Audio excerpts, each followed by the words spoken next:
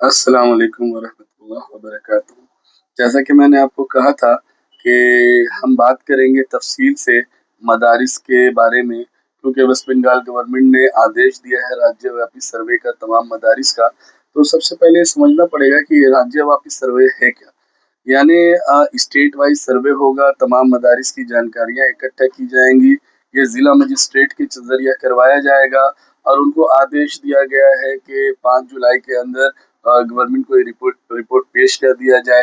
अब क्या चीज़ें इकट्ठा की जाएँगी, उनका समझना ज़रूरी है।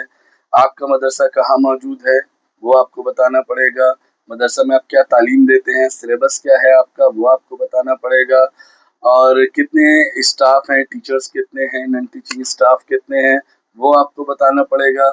जो तालिब-इल्म पढ़ रहे हैं, वो रेसिडेंशियल हैं यानी रहकर पढ़ रहे हैं, रिहायशी हैं, तो कितने बच्चे हैं, वो आपको बताना पड़ेगा। आपका मदरसा एडेड है या नॉन एडेड है, वो आपको बताना पड़ेगा। और उसके अलावा और कुछ ज़रूरी चीज़ें हैं, दस्तावेज़ात हैं, जो आपसे कलेक्ट की जाएँगी।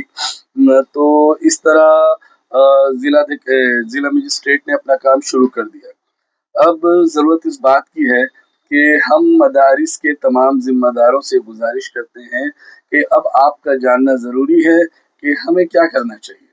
और हमारा मदरसा रजिस्टर्ड है तो रिकॉग्नाइज्ड है या अनरिकॉग्नाइज्ड है, ये कैसे हम समझेंगे? बहुत मदारिस हैं अल्हम्दुलिल्लाह हमारे वेस्ट बंगाल में।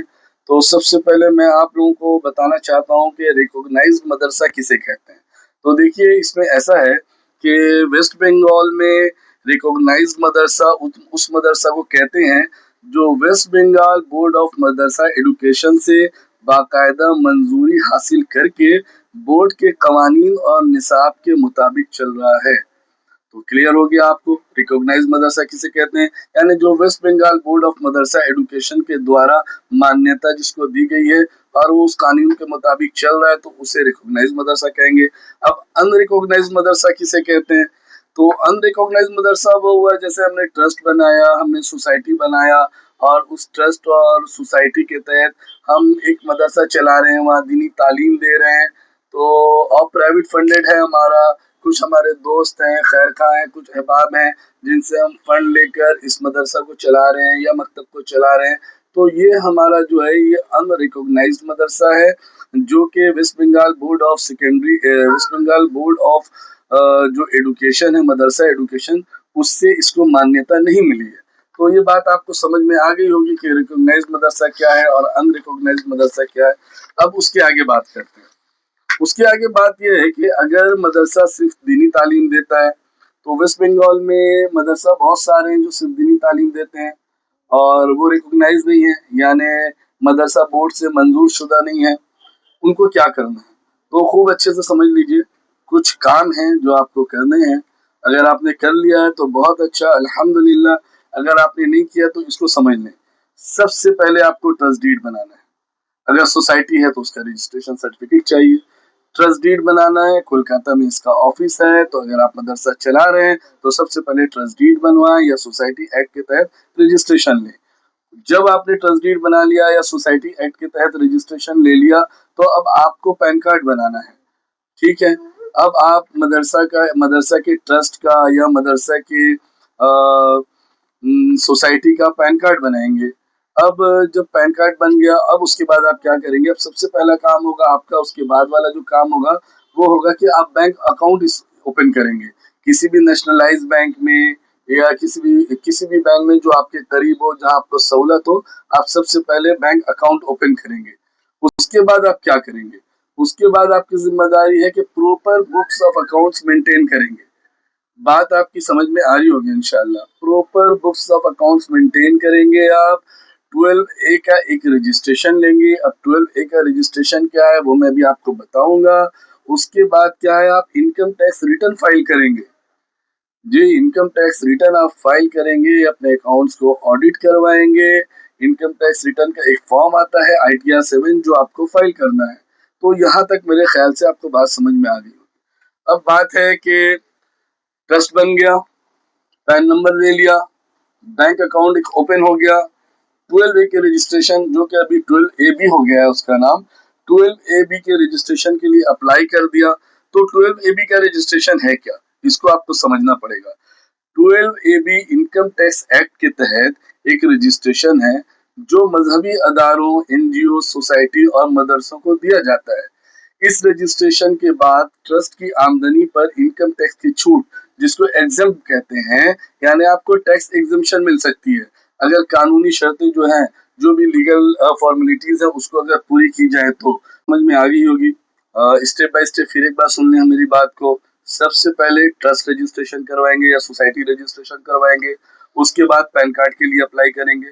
जब आपका पैन कार्ड आ जाएगा तो आप बैंक अकाउंट ओपन करेंगे, और जब आपका बैंक अकाउंट ओपन हो जाएगा तो फिर आप मदरसा या मकतब जो भी उसको शुरू करेंगे इंशाल्लाह। उसके बाद आप 12AB का रजिस्ट्रेशन लेंगे, क्योंकि हमारा एक रिलीजियस अदारा है और इस अदारे में हमारा जो डोनेशन है, हमको उस पर इनकम टैक्स में एग्जम्पशन चाहिए, तो उसके लिए हम 12AB का रजिस्ट्रेशन लेंगे। और जब 12AB का रजिस्ट्रेशन हमें मिल जाएगा तो एक 80G का रजिस्ट्रेशन लेंगे हम, जिसमें जो लोग हमें डोनेट कर रहे हैं या डोनेशन दे रहे हैं उनको इनकम टैक्स में एक छूट मिलेगी, एक डिडक्शन मिलेगा, ठीक है। और 80G का रजिस्ट्रेशन जो हमने ले लिया, अब अपने अकाउंट्स को हमें प्रॉपर तौर पर मेंटेन करना है। ये आप कोई भी चार्टर्ड अकाउंटेंट हो या आपके पास कोई अकाउंट्स करने वाला बेहतरीन बंदा हो जिसे नॉलेज हो, ये काम आप उससे करवा सकते हैं। अब आपका अकाउंट जब रेडी हो गया तो उसको आप ऑडिट करवाएंगे। अगर लगता है कि आपने 12AB का रजिस्ट्रेशन लिया है, छूट ली है, एग्जेम्पशन लिया है, तो जरूरी है कि आप ऑडिट करवा लें। ऑडिट करवाने के बाद आप इनकम टैक्स का रिटर्न जमा करेंगे, यानी ITR 7 जो इसी बात के लिए है कि जो लोग 12AB में एग्जेम्पशन लेते हैं, रिलीजियस या एनजीओ या सोसाइटी या ट्रस्ट में रजिस्टर्ड है और मजहबी मकसद के तहत कोई अदारा चला रहे हैं, तो उनको जरूरी है कि वो ITR 7 जमा करें। तो आप वो जमा करेंगे। जब ये सारी चीजें आप पूरी करेंगे ना, तो इंशाल्लाह आपका ये अनरिकॉग्नाइज मदरसा या मकतब भी जो है ना, ये इंशाल्लाह कानूनी दायरे के तहत उसके अंदर आ जाएगा। और इंशाल्लाह मुझे यकीन है, अल्लाह की ज़ात से उम्मीद है कि फिर आपको मजीद दुश्वारियों का सामना नहीं करना पड़ेगा, और हुकूमत यही सब दस्तावेजात आपसे चाहेगी, आपसे मांगेगी, तो इंशाल्लाह ये दस्तावेजात आपके पास होने चाहिए। इंशाल्लाह उम्मीद करता हूँ कि आपको मेरी बात समझ में आई होगी। आपको रिकॉग्नाइज्ड और अनरिकॉग्नाइज्ड मदरसा के बारे में आपका आज कॉन्सेप्ट थोड़ा क्लियर हो गया होगा। मैं कोशिश करूँगा और मज़ीद फ़ायदे वाली वीडियो आपको बनाकर भेज सकूँ। इसके लिए मेरे चैनल को सब्सक्राइब ज़रूर करें, इंस्टा में मुझे फॉलो करें, ताकि नेक्स्ट अपडेट जो हो वो आपको ज़रूर मिले, आप तक ज़रूर पहुँचे इंशाल्लाह। और इस वीडियो को वायरल ज़रूर कीजिएगा, शेयर ज़रूर कीजिएगा, ताकि हर मदरसा के ज़िम्मेदारों तक ये वीडियो पहुँचे। और अगर मज़ीद कोई जानकारी आपको चाहिए, आपको कुछ पूछना हो, तो इंस्टा में आप मुझे DM कर सकते हैं, मुझसे जानकारी हासिल कर सकते हैं।